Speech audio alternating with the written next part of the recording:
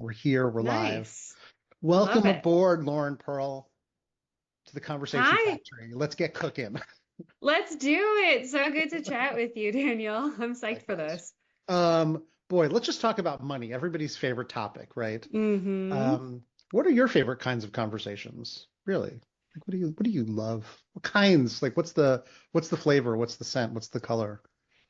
So I think at the end of the day, what I do is I'm a CFO and I help guide small businesses and startups. But I think at the end of the day, I'm a nerd and I like talking about nerdy things and I can get really passionate about having those conversations. And so I find myself often in conversations really digging into it and getting deep, getting in the weeds.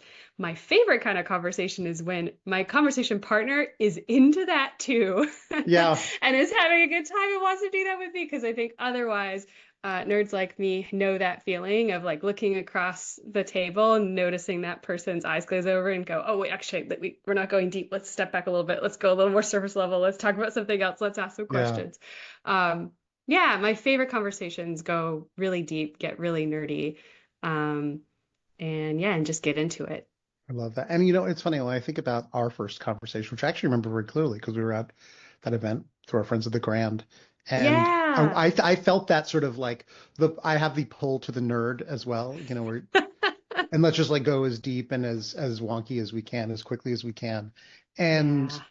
it's interesting. Like I think not everyone has that sense of, oh, we're being pulled in the same direction, and then, oh, I'm going to pull back and I'm going to adapt my style. Like, because that's actually a very interesting amount Mm. of awareness. Like, how do you feel like, what knobs do you feel like you're wiggling when you attenuate your style to try and match the style of your conversation partner? Like, how do you notice that? That's such a really high level of malleability.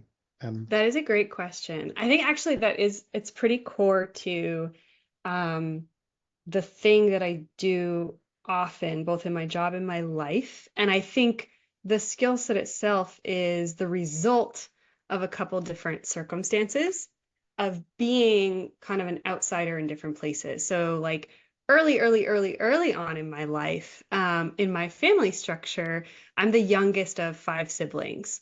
And my siblings are all 10 to 20 years older than me.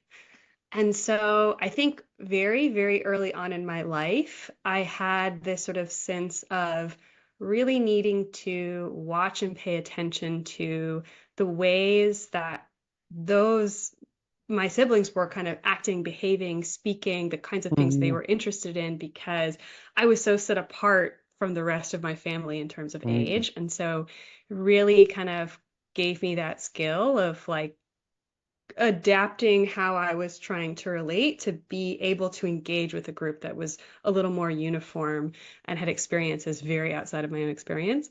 Yeah. And then later on in life, I think in the workplace, I was, I have been, I've worked in business, in like running companies. I've worked in tech as like a programmer, building web apps. And now I work in finance, but in each of those settings, I'd often find myself kind of straddling all three of those hats. So when I was Mhm. working with other technical folks, I was a more business-minded person, and I would find myself having to do business with engineers, but talking about business in the language of an engineer Mhm. and identifying the concepts that they would like and thinking through like the Sure. both the language and the preferences of that engineer. And then vice versa, if I'm talking about technical things with someone who's a business mindset, I've got to think through like the so what of what's happening technically. Same sort of Yeah. thing if I'm talking about finance with someone who doesn't like numbers.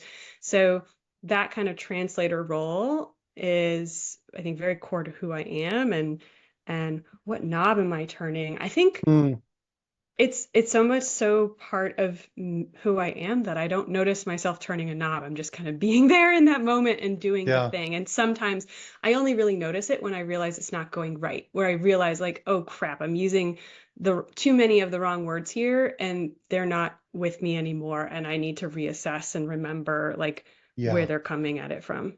Yeah. That's so interesting. Watching people for signals of, are they with me?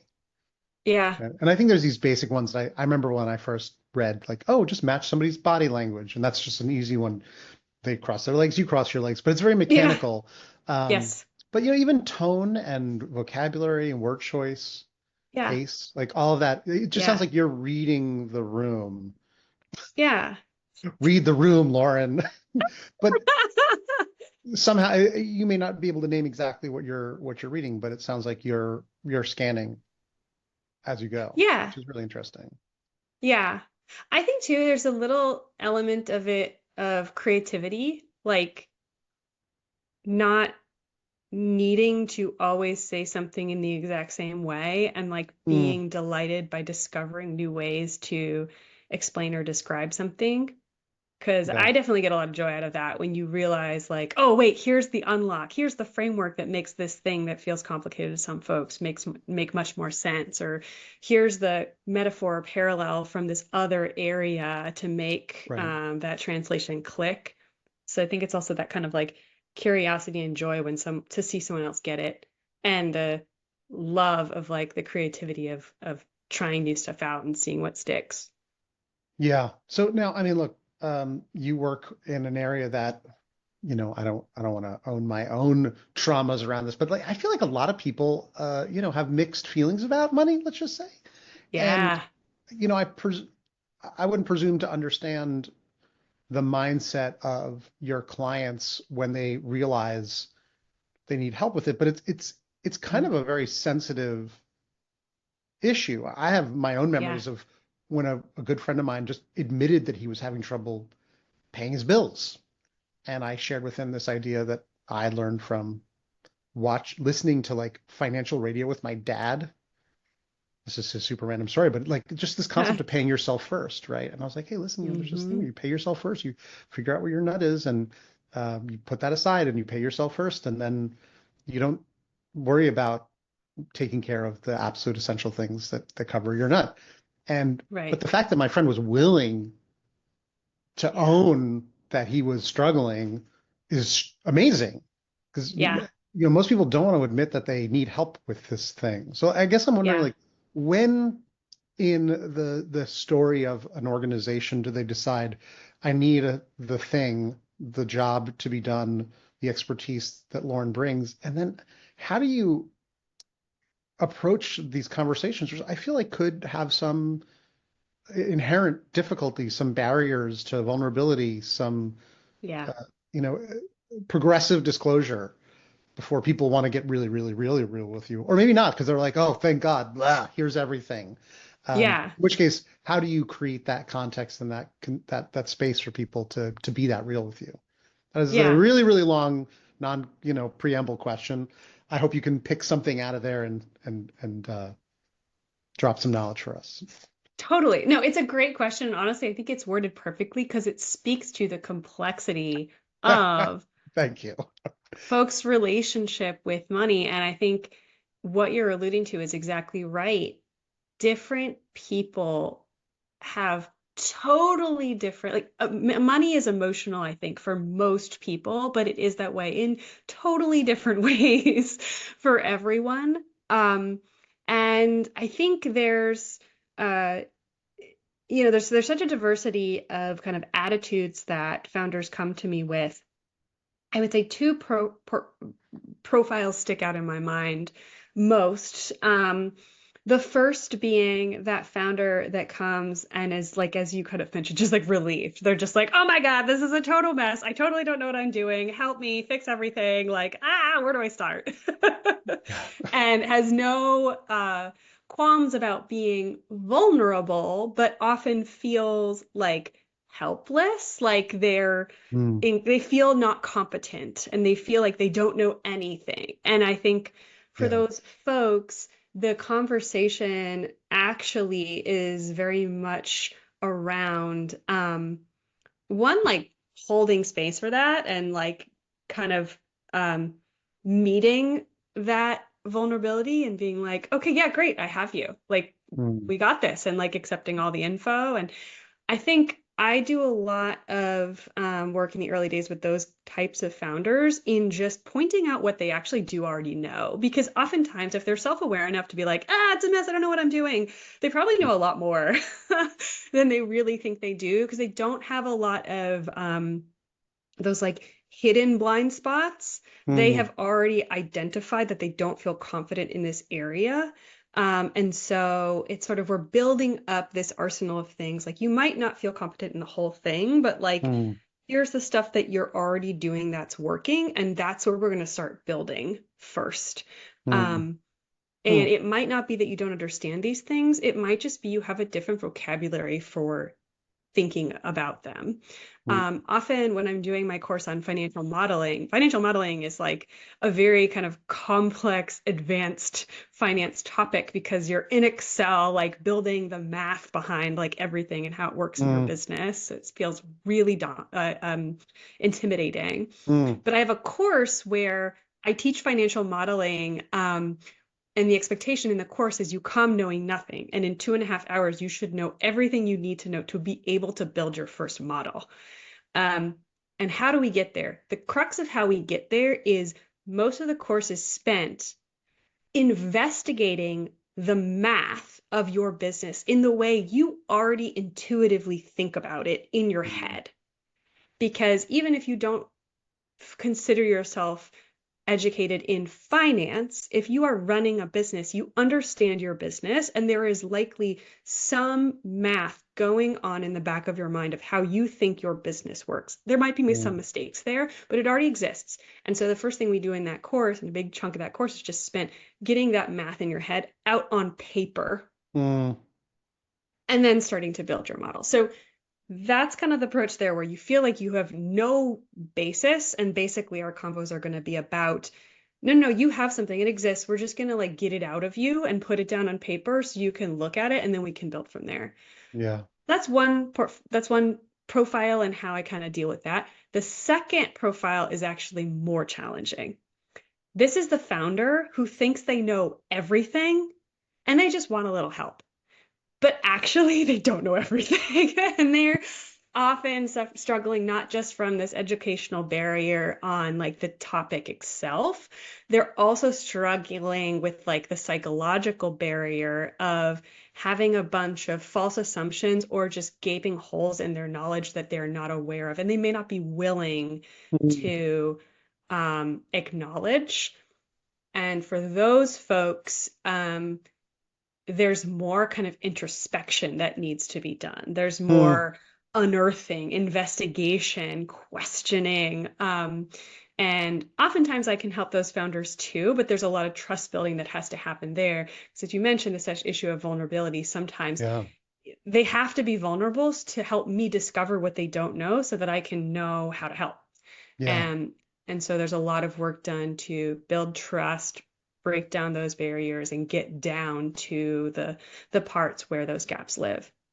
So I hear two strategies. One is honoring and sort of lifting up the people who feel like, oh my God, I don't know anything. And the financial modeling piece seems to be taking what in their head is grammar and creating math. Like Yeah. it's a word problem. They're like, well, I do this, this, and this, and Yep. then you can model that. You can put that in Excel and decide, That's well, if you right. do more of this, you'll get more of that, right? If you do less of Yes. this, you'll get less of that. That's right. All thesis, but at least like to have it clearly set down. And I'm wondering with the people who are not asking the questions that they should be asking because they think they know the answers to them. What aren't Hmm. they? I mean, this goes to a question I wanted to ask you. What aren't they asking that they should be asking? What do they think they know that they are totally wrong about? Obviously, you can't name names. I understand. Remove any details so clients don't feel like they're being called out specifically. But Yeah. like, what are some misconceptions or false pieces of knowledge that founders develop around uh, this issue that they should be disabused of? Yeah. I would say the overarching theme that I see in folks who think they know everything they need to know, but actually are have these gaps, it often comes down to a lack of precision of definitions of like misascribing or of misattributing something or not quite understanding the building blocks that go into it. So for example, a couple of, and actually stepping back, it totally depends. Like blind spots could be Sure. anywhere, right? Because it's like Yeah. depends on which good sources of information they happened to take in and which ones they Hmm. never interacted with or didn't listen to. And that's completely variable. But um, this definitions thing, I think, really seems to be a big theme because math is about precision. And so, Sure. um, some examples of this. Uh, so, for example, in like the space of customer acquisition, right? We have things like what sorts of tasks you're going to do to get more customers, to ultimately get more folks that you're serving, right? Hmm. And there may be this idea of like, well, I'm going to do a bunch of outbound marketing. I'm going to go reach out to a bunch of people and I'm going to try to get people to come into my pipeline and eventually become customers. And they look at this happening. Maybe even they hire a salesperson to do it for them. And they're spending all this money on reaching out to potential customers, but no, they're not actually increasing their number of customers, right? Yeah. And what's going on there? And what they might do is they might say, oh, well, this salesperson's just no good. And they rip out the salesperson and they pull in a new person and they think that's going to solve the problem. And it doesn't. Mm. And the reason it doesn't may be because um, actually what they thought was just a problem with that individual salesperson or like the number of leads they were reaching out to, it actually might not be about how many people they're reaching out to. It might be about conversion, right? And conversion of leads could be about how good that salesperson is, but it also could be about how good your product is. It could be Sure. about which leads that salesperson is reaching out to and how much they in particular value your product. Yeah. Um, and so, like, there's a whole kind of chain of math that explains how someone becomes a customer. They hear about you. They Mm. are in your customer or they're in your customer consideration set. They hear about you. The salesperson happens to reach them. They actually want to get on a second call with your salesperson. They then see a demo. They then are accepting of a contract. They then decide to sign that contract. They then become a customer. And then, of course, Sure. the ultimate contract value. Like all of those steps have a percentage associated with them and a number Hmm. that connotes how valuable that lead is. And if you don't get that connection, you don't know what the actual next best move is. It may be the case that you need Mm. a new salesperson, or you just might need to improve your product or improve your product marketing or improve the trust you have with the customer or go after a different kind of customer. Um, Mm. so that's a place where people will go wrong, where you find founders that are doing the wrong thing over and over and over and over and over again because they don't really know how the math of the whole chain works. So that's one. Yeah. Um, Another one, just briefly, not as long of an example, will be things like, um, my profit and loss statement shows that I'm profitable, but I never have any cash, right? Mm. This doesn't make any sense. That's a gap in understanding because it's a gap in understanding what the difference is between cash flow and profit because they Yeah. are not the same thing. Like the notion that they should be the same thing is a misunderstanding of these two numbers. And so, and lots of folks get frustrated about this. How is it possible that I'm making profit and not cash? Like, well, because they measure two different things. Um, and so it's things like that as well, where Hmm. you just literally misunderstand the definition. And so things feel frustrating and illogical. And it's not that they're illogical, there's just factors at play you don't understand. Yeah. So how do you, I mean, everyone, presumably like me, thinks of themselves as a fairly intelligent, rational human being. And we've Yeah. been going along living our lives. And we get to this point where the math isn't mathing. And even when we've hired someone to help us think and see differently and to push back on our mental models, Yep. I imagine that there's sometimes where there's friction. I know that you Yeah. were saying that it's a very watching and adjusting kind of comes naturally to you and adjusting your vocabulary and Yep. your approach is kind of second nature to you. But I'm wondering, like, do you ever feel that friction of, I don't know if how to bring this up with them right now. do you feel, I think one of the challenges with difficult conversations or this idea of difficult conversations is people kind of tense up and avoid them because they're worried it will be hard. What do you do to Yeah. prepare yourself to step into something that you are concerned will be challenging to talk about with one of your Yeah. Yeah. clients? I've definitely been in the situation where explaining this feels like a lot of conflict. Um, I think that, I think of a combination of preparation because I'm a preparer, and trying to be diligent about not just telling, but asking questions and coming in kind of with questions in mind and gathering data as well as sharing data. Mm, Um, and really trying to trust myself that no matter what I hear, I'll be okay to address that without necessarily preparing every single thing I'm going to say. yeah.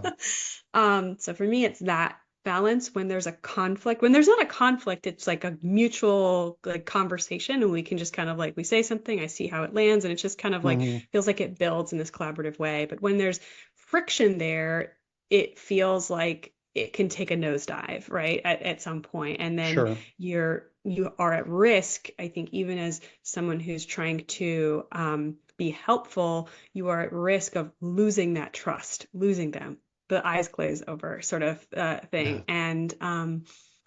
And in finance, it's so it's it's funny, like finance itself, whether it's delightful or super boring or frustrating has so much to do with the communicator, right? Like we all think back to, there's so many, Mm. there's almost like this stereotypical story of like when you ask someone why they learned to love math, they're like, well, I had this great math teacher in high school named Mr. Newman, and he was just that it's that teacher. It's someone who like Yeah. gives you the passion for it. Um, but it does mean that there is that risk that if you are not a proper kind of messenger for the information, it doesn't stick, if especially for someone who doesn't have an inherent passion for the topic. Yeah. So it is quite a responsibility and it can be a little bit of a risky situation. But going in with that combination of preparedness and I think curiosity is the best method that I've found to deal with it. Yeah. What that highlights for me, when you're talking about eyes glazing over and seeing how something lands, this really speaks to the importance of synchronous communication for particularly difficult conversations. I think we could draw some Mm, sort of a matrix where it's complexity of the conversation and the necessity to have what I would call a high bandwidth interface for the mm, conversation. okay. This is like why text. There's one of these classic memes where like somebody's like throwing a table over. You're like, clearly you misunderstood my text message. Text messages are really, really hard to communicate nuance Yeah. and complexity. It's great to tell people what bar you're going to next. And I Hmm. myself have the experience of when someone calls you, Yeah. "Hey, are you still at such and such bar?" I'm like, "I just called you, dude. I just texted you. Don't call. You know where I am. Like, I'm in a loud bar. Don't call me. That's annoying." Yeah. But in an office with a whiteboard is like the highest bandwidth connection you can have because you can see them, you can touch them, and you can put things on a whiteboard. Like that is Yeah. a seven-dimensional conversation as opposed to a one-dimensional text conversation. And it's clear that in your, especially with these more challenging conversations, you're not having them over Slack. Honestly, actually, I'm going to push back on that just a Oh little yeah, bit, please push if you back. don't mind. I also love in-person conversations. It's like my probably my favorite way to not just have difficult conversations, but just also like meet and get to know people and bond. Because I do think there's a lot of kind of emotional connection that happens in person of like more likely to give someone the benefit of doubt, more likely to see someone's humanity. Like those are huge benefits from in-person conversations. But I've also worked with a fair number of engineering companies, Mm, and I especially have experience working in the cybersecurity industry Mm, with a lot of folks who kind of grew up online and grew up in like a sure. chat-based interface and often maybe like a bit more introverted who actually like in an in-person conversation are endlessly distracted by discomfort.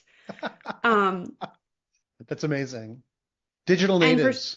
yeah, I don't think that's incredible. Like there are people, I mean, myself included, I'm right on that kind of borderline of the spectrum between introvert and extrovert, where I feel like I vary on a day-to-day basis depending on the activities I've done that day. Yes. And and sometimes in person's too much. So Yeah, totally. I I like I like the back and forth. I think that as you, Yes.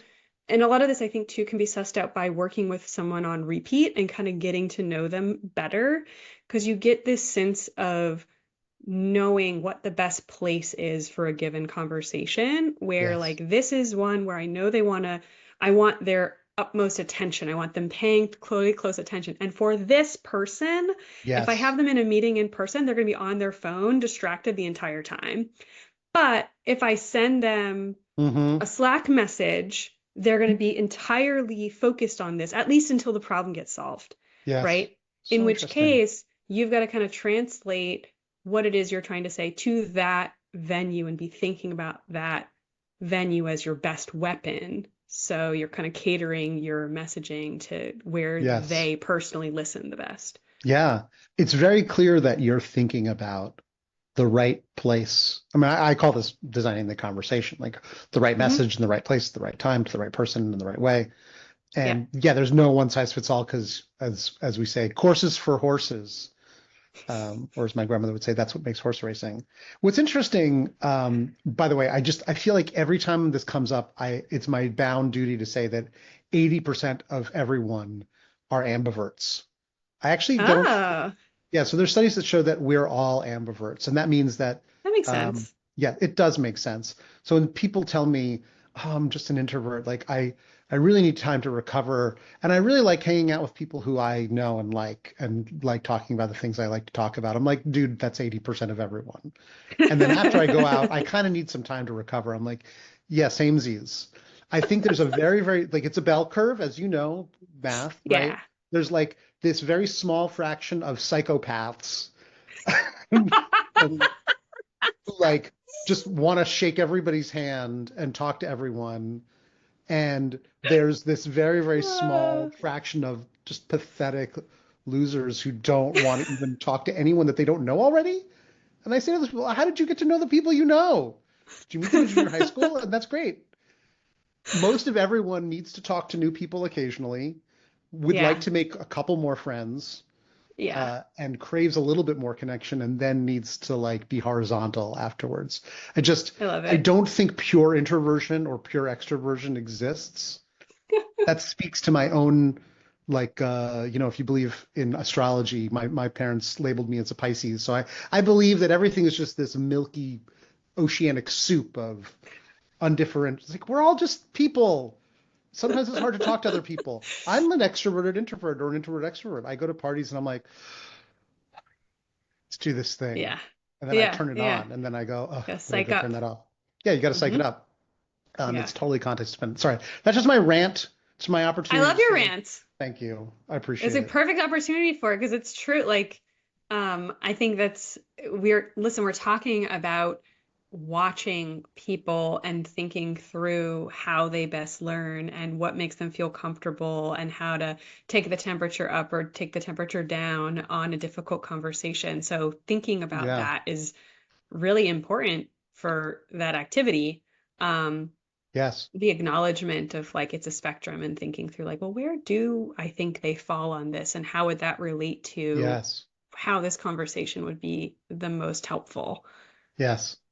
By the way, I've used this term so many times. I don't think anybody has a conversation thermometer or odometer. And yet we all have this innate sense of like, this is moving too slow or too fast or too hot, too cold. How do you have any recollections of like, whoa, we got to take the temperature down on this, or we need to turn the temperature up on this conversation because we're not addressing this with enough intensity? Like, Yeah. Yeah, I think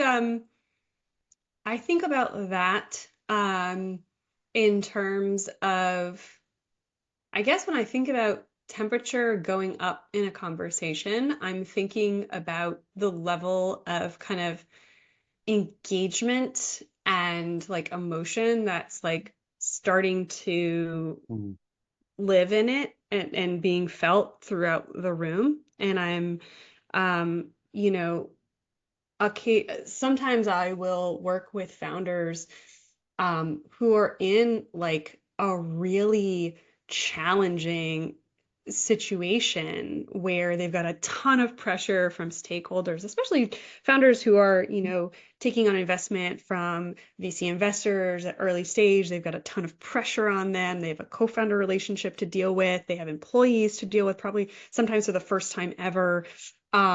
I have a lot of or at least I have a couple of clients where like crying is a thing that happens on calls, which is totally fine. Like I'm here for yeah. that. This is an emotional journey. And if the conversation with me is the space where they feel comfortable enough to let that out, like great, I'm doing my job. Like that needs to get out somewhere. It might as well happen with someone who's an advisor who is just trying to help and get you past.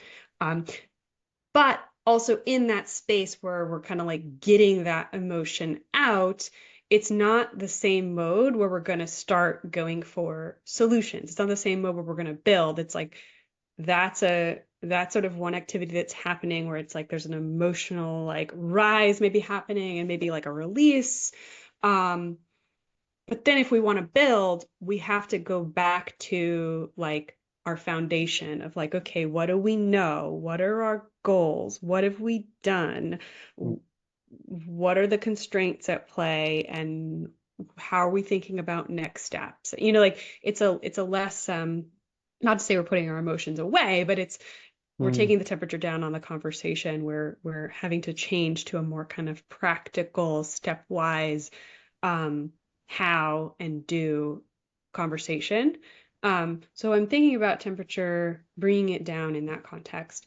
When I think about bringing it up, I'm most times thinking about it in terms of we're having a conversation, and this often can happen like in a group call sort of thing where like mm, people are saying stuff and it's fine. Maybe someone's presenting, they're bringing up conversation like or information, and maybe people aren't really paying attention that much. People are a little bit unengaged, and then you hear something, or you yourself weren't really engaged, and then you plug back in and you realize, like, wait, what did they just say?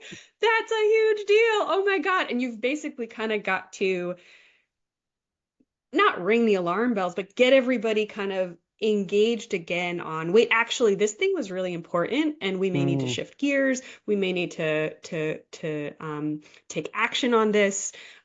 We may all need to really, really hear this and then give input on it. So I think I'm thinking when I think of raising the temperature, I'm thinking of like increasing the level of engagement because something just happened in the conversation that could get mm. swept under the rug, and it needs to not be swept under the rug. Yeah. Yeah. I'm hearing a lot of going, what is sort of classically termed going slow to go fast, like Mm, laying clear foundation and locking that in so that we can hmm. accelerate progress.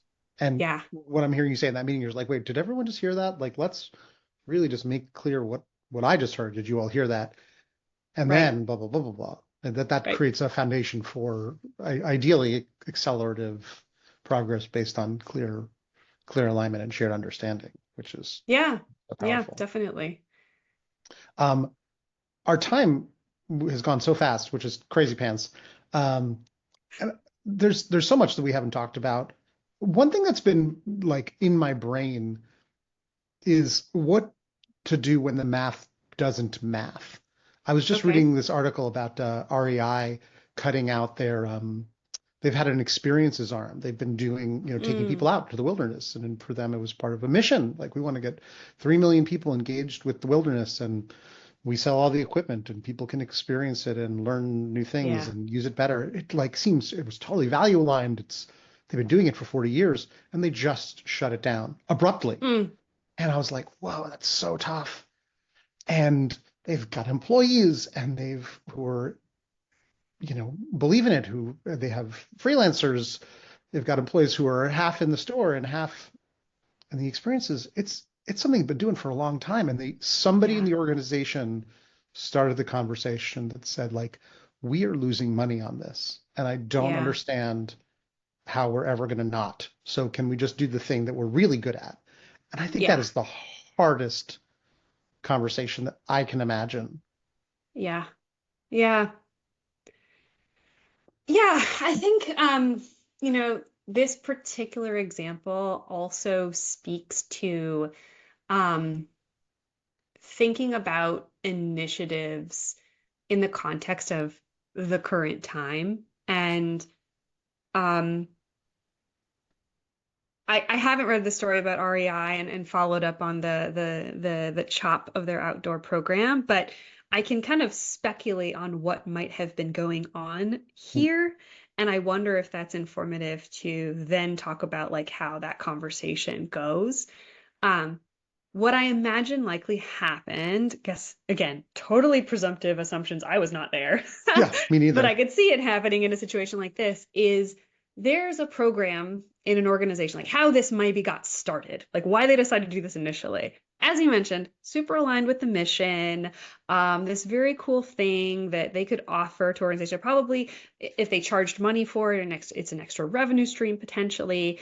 But I bet you somewhere in that conversation of starting the program was likely about compounding long-term impacts, right? Mm, So this may have been a bit of a revenue driver if they were charging money for it, but also like think about all of the other effects of having a program like that as a retail brand, right? mm, There's an element of customer like emotional connection to this. There's the mm, word of mouth element online. If you're on a hike with REI and then you tag them in a post, like that's free marketing for them and a ton of brand awareness and positive sentiment.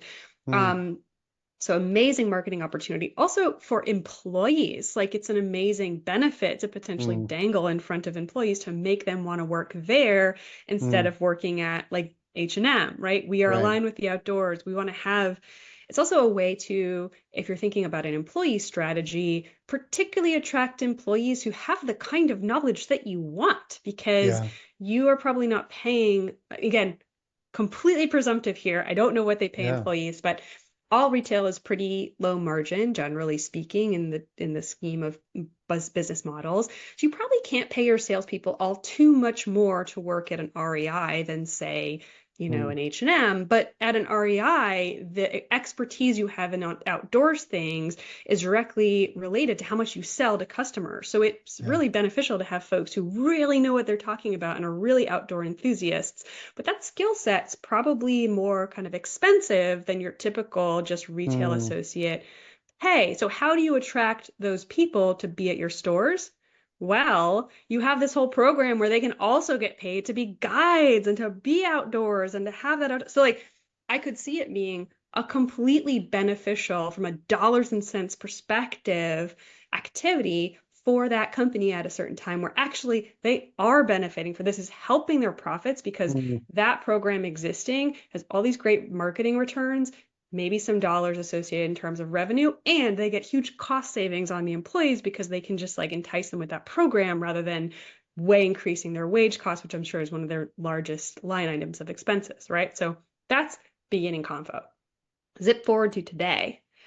Today, capital is really hard to come by. Like mm, everybody's kind of skimping. The investor market isn't there. The IPO market's basically shut down. It's really hard to borrow money. So cash has become really scarce.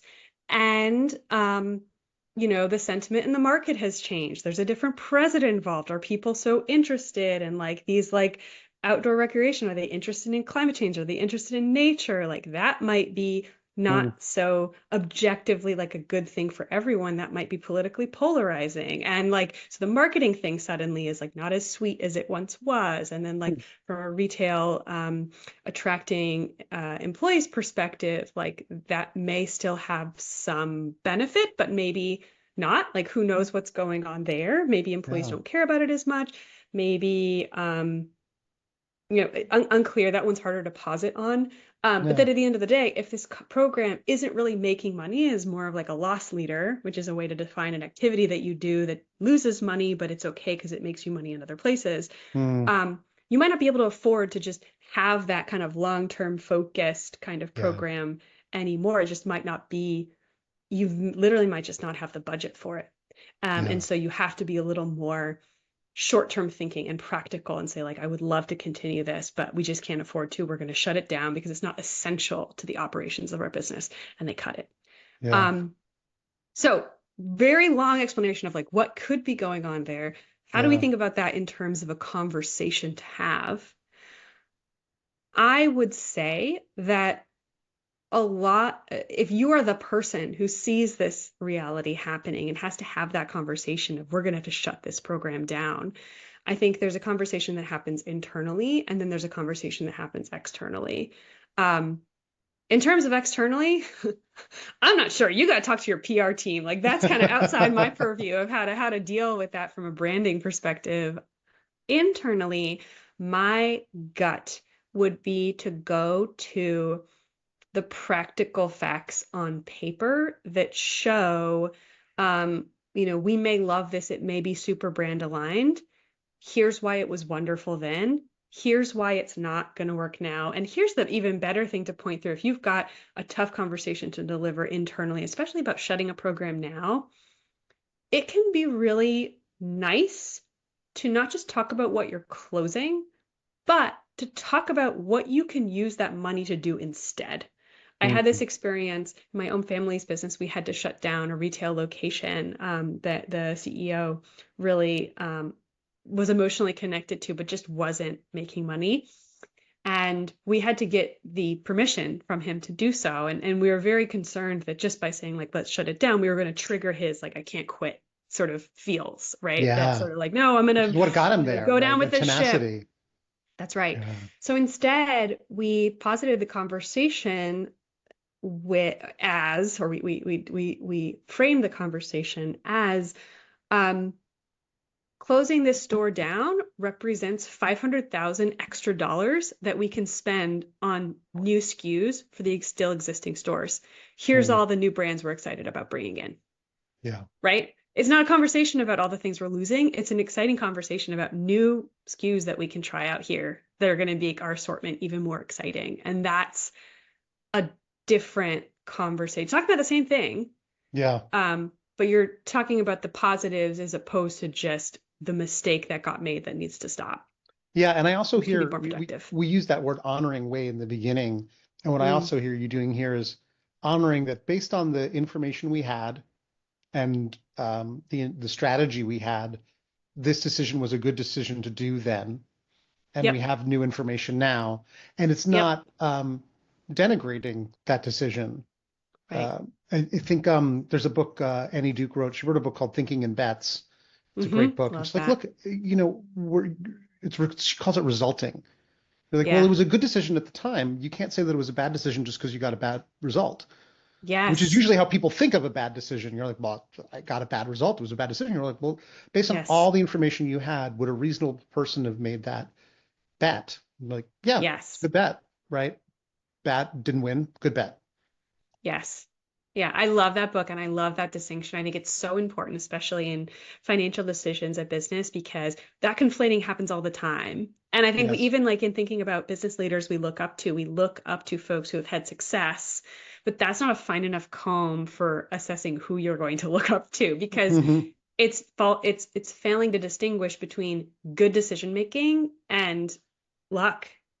Hmm. To Annie Duke's point, there's so much luck involved, and it really Yeah, should be about a person who makes good bets, which, repeating over time should result statistically in better results. sure. Um, but we're not often looking at repeated good decisions. We're often looking at business leaders who've made one really good decision and resulted in fame and fortune. And so we're all like, oh my gosh, this guy's a genius. Um, whereas instead, I think I'm much more bought into uh, emulating or watching leaders who have made good decisions again and again and again and again. And you can see that and you can see their process, how they do it. Mhm. Also more practical because you can emulate it. There's like an Yeah. activity there of risk assessment and opportunity assessment that you can use for your own decision making, your own bet making too. Yeah. Um, we have a few more minutes, I think. I hope. Okay. When you were when you were breaking down the REI thing, which we didn't talking about, I was thinking about the line from The Princess Bride, where the man in black is talking to the Sicilian, and he says, "Truly, your intellect is dizzying." I was just like, wow, she's just like, you're just tearing it apart. I really see the analysis, right? The thing you were just talking about, like, oh, opportunity analysis and the data, the solution tree analysis. You're just like, you're just tearing it apart. Truly, Thanks. your intellect is dizzying. I I enjoyed watching appreciate you that. work. Um, I would never go up against you when death is on the line, clearly. Um, So, what have I not asked you that I ought to have asked you? We're here. We only have a few more minutes left. Like, Hmm. what is one thing you'd like to make sure everyone knows? This is the Tim Ferriss asks, like, what would be on your billboard? But like, what's the important thing that we haven't talked about that we really ought to talk about? This thing that you know better than most people know. I think that I think it goes back to what often I see founders getting wrong when it comes to finance and how they build blind spots.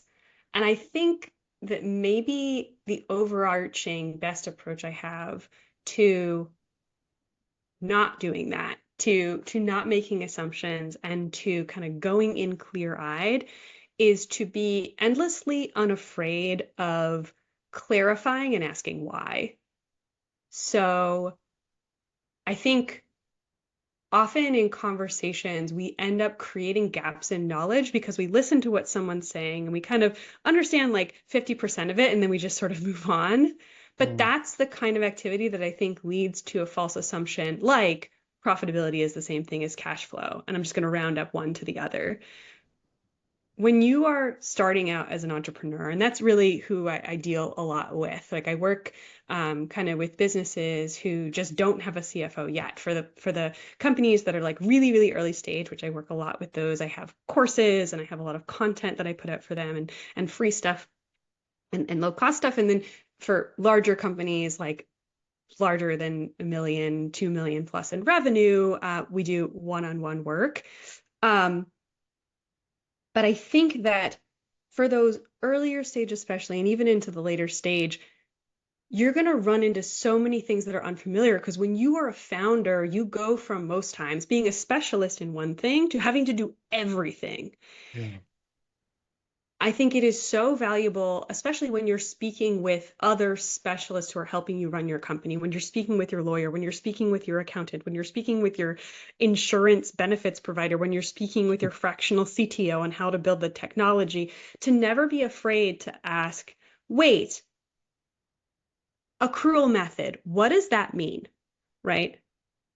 Wait, architecture is different from backlog. Wait, can you just, why? Can you just explain that to me? Like, not glossing over and pretending that you know. I think, Mm, uh, um, we have to fake it till we make it so often as founders in certain conversations, but it's really not a bad thing to just admit the gap in your knowledge and get that clarification of definition because it helps you build that web of information in so much of a more robust way so that you're going in clear-eyed to more and more and more conversations.